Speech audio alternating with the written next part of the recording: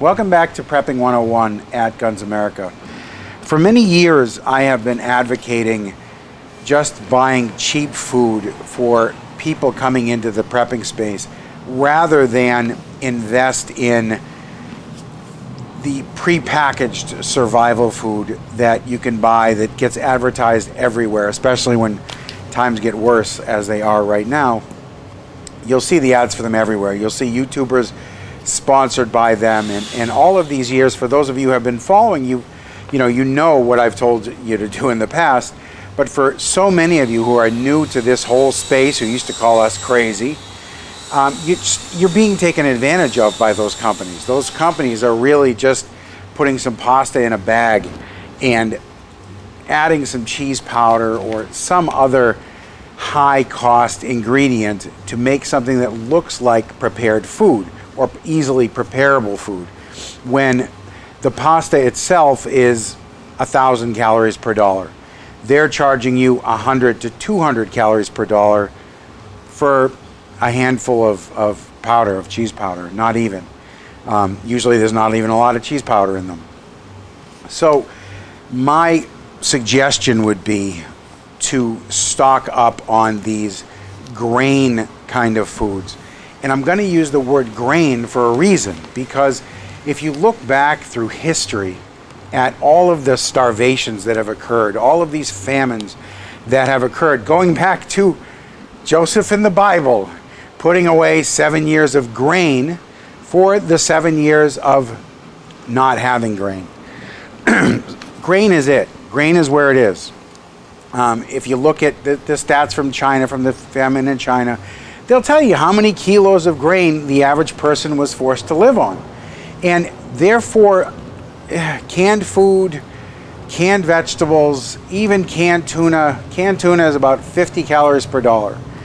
Great stuff. But compared to Walmart flour at almost 5,000 calories per dollar that you could live off of for the rest of your life and you'd never have any health problems unless you have celiac disease, it's just stupidity. It really is stupidity to be buying cans of Dinty Moore when you could be buying a year's worth of food for a few $100s. You could figure 1,000 calories a day or 1,500 calories a day for yourself times the amount of calories that are here in just simple things.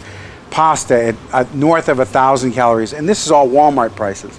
So most of you have a Walmart that's available, and the Walmarts are still pretty stocked. At least in Florida, the Walmarts are still completely stocked. Sometimes you see a little bit of pasta, there's not as much pasta available. Maybe the bigger boxes of pasta are not available. But you know what? They're still getting $1 a pound for pasta. It's crazy, okay? And pasta is over 1,000 calories per dollar. The flour, like I said, my Walmart was full of flour. This 10-pound bag of flour is $3. The 5-pound bags are $1.58 or something. You're talking about a ridiculous amount of calories for the money. Walmart also sells beans, dry beans. These 20-pound bags of pinto beans come out to less than 1,500 calories per dollar. They sell a lot of rice. 20-pound bags of rice for $8. $8. I think the rice, the beans are $14 for 20 pounds. The rice is $8 for a lot of calories that will keep you alive for a long time. The other stuff you'll see here, a lot of it is from Restaurant Depot. Restaurant Depot, most of them will give you a day pass to get in, and some of them may charge you a little bit more, but the key thing is not what you're paying right now. The key thing is that they have it, and that they have a lot of it. The Walmart stuff you can have delivered to your door, so your neighbor doesn't see you with a shopping cart full of beans and rice. The guy who doesn't even know your name and you don't know his name, you don't want him to see you with a shopping cart full of beans and rice. But the Walmart delivery guy, they use Postmates, I think, for delivery. They don't care. And Walmart is either $10, it's cheap, or if you get the subscription, and I use it all the time. I don't even go to Walmart anymore. I just pay the monthly thing, and I get deliveries all the time from Walmart. Restaurant Depot's the same thing. Everyone there has got restaurants, so you can push a big cart full of stuff, and no one even thinks twice about the fact that you've got 500 pounds of flour on your cart. And 500 pounds of flour is not a lot of money. You'd be surprised. These 50-pound bags of flour are only maybe 20 bucks, something like that. The other source I would suggest is honeyville.com. I covered Honeyville, I believe my first article ever for this series, back in like 2015 or 14. Back then you could get stuff a lot cheaper than you can get it now.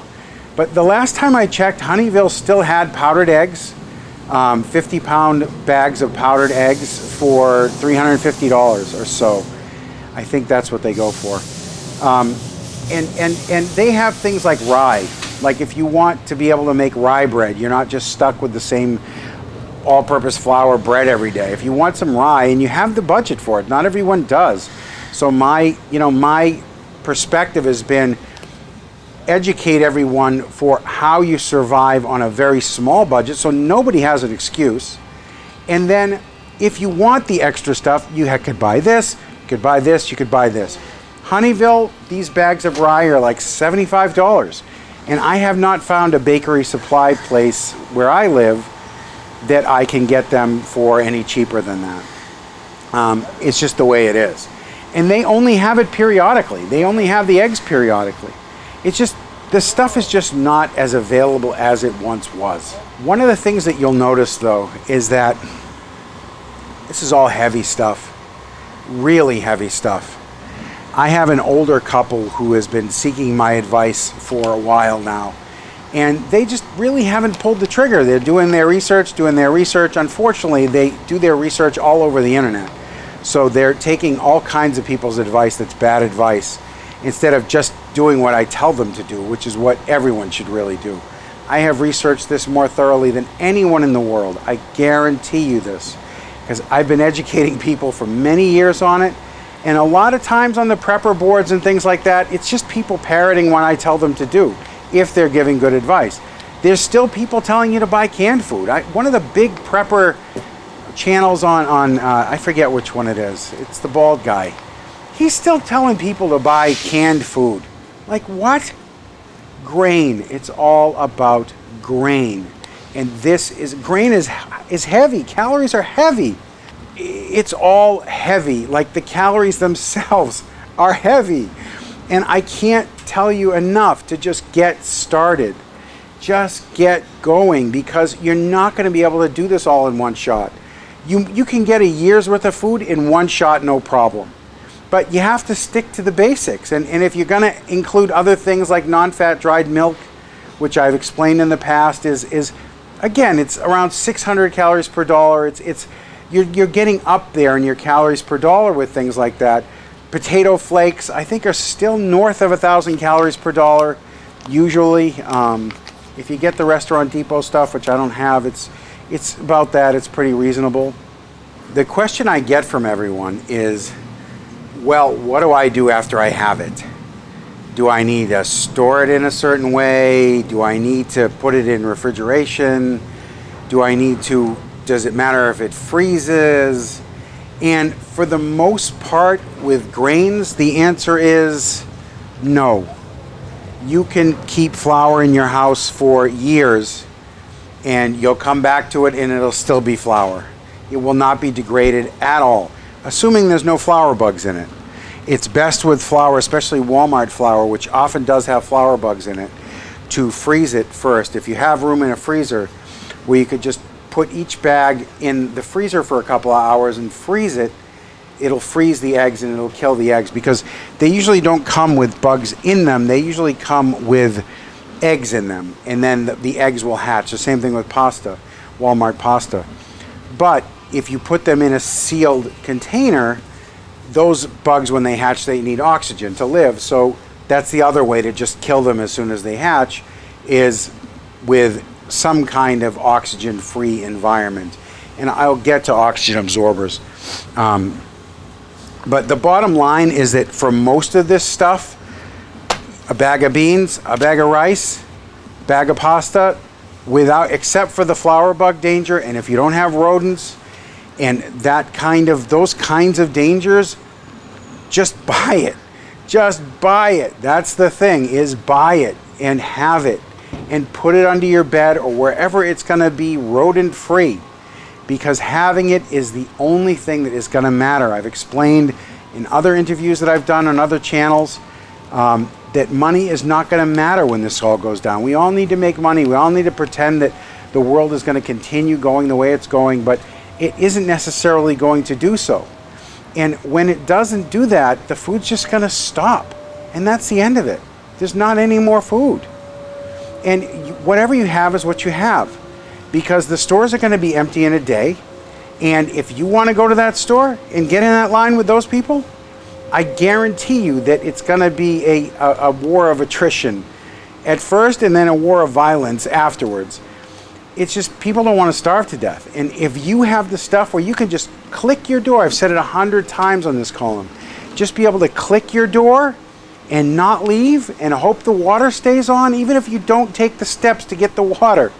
The water, in Florida, we're mostly nuclear power. So the water's going to stay on, as far as I'm concerned. And if it doesn't, I do have some backup things for water. I have gutters on my house. I have an IBC tote that I can downspout the gutters into an IBC tote. And no matter what your plan is, the fact that you have a plan and that you have the food resources just to get you through that first year of it, things probably will return to normal. There is a huge normalcy bias in society at large, and just in general. Things will probably try to return to normal as soon as they go haywire. You saw it with COVID. The food shortages weren't that severe with COVID. Even the toilet paper shortages were not that severe with COVID. Most of the supermarkets had commercial toilet paper available, for instance. And that's the way it will be. But if you can get through that first year, have those resources for the first year, great, you have it. And if you didn't, it was a few $100s. We blow hundreds of dollars on nothing all the time. So it's just a few $100s that maybe you'll throw out someday. Maybe you won't, but maybe you'll use it. I'm not an advocate of the deep pantry approach, which a lot of people online are very big advocates of, the deep pantry approach. I totally don't agree with that. The foods you like to eat are way more expensive than this stuff. No one likes to eat this stuff. Poor people eat this stuff. That's who eats this stuff exclusively, I'm saying, without meat, without all of that stuff. And grains is the most efficient food available. It's always going to be the most efficient food available because you have losses. When grain gets turned into cow, there's inefficiency there. The cow craps out 80% of the calories it eats. Some animals are even worse, like turkeys. I used to raise turkeys. They crap out like 90% of the calories that they eat. It's crazy how much they crap out. That's why their stuff makes such good fertilizer, because they eat their poop because they crap out so many calories. So there's inefficiency there. When you're just eating grains yourself, it will keep you alive, and that's all you need to know. So how do you keep the food? People ask me, how do you store it? You store it in what I suggest is Mylar bags, okay? I started with buckets. I started with 6-gallon buckets, thinking that because they're hard-sided and rigid, that the seals on the buckets would be good. And I'm not going to say that I've had buckets fail, because the buckets I put away in 2012 are still viable. They're still fine. And they have not been in good storage at all. They have been in a hot trailer in Florida for all these years. Most of these years they've been in a hot storage trailer in Florida. So not a good situation. But I did notice on the Mormon website, on the LDS website, that they sell oxygen absorbers and stuff, which, like I said, I'll get to, that oxygen absorbers are not recommended for buckets because the seals are not perfect on them. And I noticed that most of my buckets didn't really shrink or have any notice when I put oxygen absorbers in them. I used to put oxygen absorbers in everything back then, because that's what the online preppers will tell you to do, is put oxygen absorbers in it. But oxygen absorbers are just expensive. They just add cost. And you don't need to add cost when you're trying to just live. So what I suggest is either nothing or Mylar bags. These big guys you can get at uline.com. They are, or you just Google Mylar bags Uline. Their page will come up. At the very bottom are these big sizes. These are they're over 4 mil bags. They're very thick, nice bags. They have a Ziploc on them, and they're, I think, 100 of them.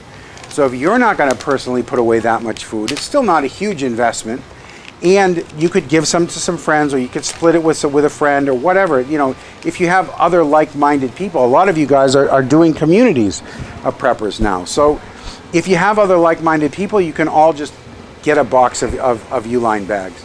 And these things, they're slippery, so they don't pack real well. But other than that, the food just keeps in them forever. I even put things that are in Mylar bags in these Mylar bags because these are thicker. And why do you need the Mylar? Just to slow down a minute. Why do you need the Mylar? Why can't you just put it in a regular plastic bag? Because plastic is porous. All plastic is porous. Even plastic buckets, which are HDPE, are porous. You know, they're not porous enough that you would notice it. But think about when you buy a bag of ice. There's no hole in that bag of ice, but that water soaks through the plastic into your cooler. Otherwise, you just have a bag of water, but it doesn't. It leaks out, and it doesn't leak out through a hole. It leaks out through the porous plastic. If you have an RO, or reverse osmosis filter for your drinking water, that little spout next to your sink, that's a reverse osmosis usually. Reverse osmosis filtering is really just a fancy term for pressurized water being forced through a plastic film barrier, and that's the only filter that I know of that will take out fluoride, because the plastic is porous, but the holes are very, very small. They're, I don't know, microscopic, I guess. But when you put aluminum in between the layers of plastic, seal it all together with the aluminum trapped in there, the amount of air that can get in there is minuscule, and these things will keep for a long time. To seal the bag, you really do need a sealer, because otherwise with 40, 50 pounds of stuff in these bags, they get loppy, like really loppy, and the Ziploc tends to bust open. The Ziploc, I would say, is really there for convenience, that if you're using the bag, and I actually use one of these. I've opened a bag of flour that I had, and I've been using this 150-pound bag of flour that I got at Costco, actually. I didn't even get it at Restaurant Depot. These used to be like $60. Now, and you're lucky if you can find them for $160. For these bags, do not get the smaller impulse sealers, because I think maybe 500 millimeters, 400 millimeters. Don't, because you're dead stopped out here. And you can use it, but then you'll do it twice. But I don't know, you know. I mean, and I've done that. You know, I've done it. I've tried it, and it appears to work. Found this guy. This is a stay hot sealer that it's got ridges here, and it just 120C. This is, of course, and about 20C seals it really soft. Like you can see and feel that it's hot and soft. Without burning through. You don't want to burn through. You can get the smaller one and just pinch, because it doesn't matter. The overlapping it's so obvious that it's closed. You know? And then you can lop these around and carry them on your shoulder and as much as you want, and they're not going to bust open on you ever. They don't ever bust open on you. This rye bag is actually fairly easy. Bags. But even a 50-pound bag of rice will fit. You would not think that this bag of flour fits in this bag. What I figured out is that they do fit. They just fit. So it's nice. You're able to actually retain the internal structural and they fit. So, like I said, oxygen absorbers, they add cost, but I'm going to do a companion video with this to show you how to do oxygen absorbers that are almost free, that you can make your own They work just as well, probably much better, and you don't have to rely on someone else's honesty that when they put their oxygen absorbers into the vacuum pack bag, that they are fresh, that they were fresh. They include a little tabby with them that has blue and red to see it, to tell you if it's fresh or not, that it turns color. But you could put that tabby in with oxygen absorbers that have been sitting out all day, and just have those be fresh. I do not use oxygen absorbers myself. It's too much hassle. I just fold it down like so. You know, keeps it good. And now, if you're going to use the impact seat, 3 hands or someone to help you. If you have someone helping you with the impact sealer, it's no problem, because like I said, it just fits. It just fits, and then you go bang, and it seals it. So with this guy, this is my new best friend. With this guy, you just pinch it, and you'll see that the ends of it curl. It's hot, you know, it's hot, and it's clearly been melted together, and it's not going anywhere. So this is now a 50-pound bag of flour, of bread flour. 50 pounds of rice, same deal. Scoochie it down. Getting two 25-pound bags, because you have to get them sideways. They will slide down in it. I just settle them out. I settle them. And then sideways, they do actually fit 6 pounds of rice. So, the same thing. 3 of them will go in. So you end up with a bag of 60 pounds of beans. And you know, I'm not dainting myself up so you guys could kind of see me sweat. I can't stress enough that you have to accept that you're only going to do this in small batches, depending on your physical condition. I'm not exactly a 90-pound weakling, but if I fill 20 of these bags in a day, I'm a mess. You know, it's not, I'm done. All you can do is what you can do. I can't stress that enough with all that. What you can do is what you can do. That's all you're going to be able to do. And just doing something, because you're not doing nothing, is a big deal compared to most of what's there for humanity right now. There's so many people who are going to just do nothing and have nothing. Especially if you're responsible for other people, you just have to do something. If you know what's coming, you've been warned what's coming, you have to do something. These 5-pound bags of flour, you can actually get, I think I only have 9 here. I don't suggest dumping the flour out, because it's just a mess. Flour goes literally everywhere. It's just a mess. In my experience, you don't have to worry about these seams, about stressing these seams. With a wide of Walmart 5-pound bags of flour, sometimes you can't get the 10-pound bags. I'll just put a 9th one there. You technically probably can get a 10th one in there, but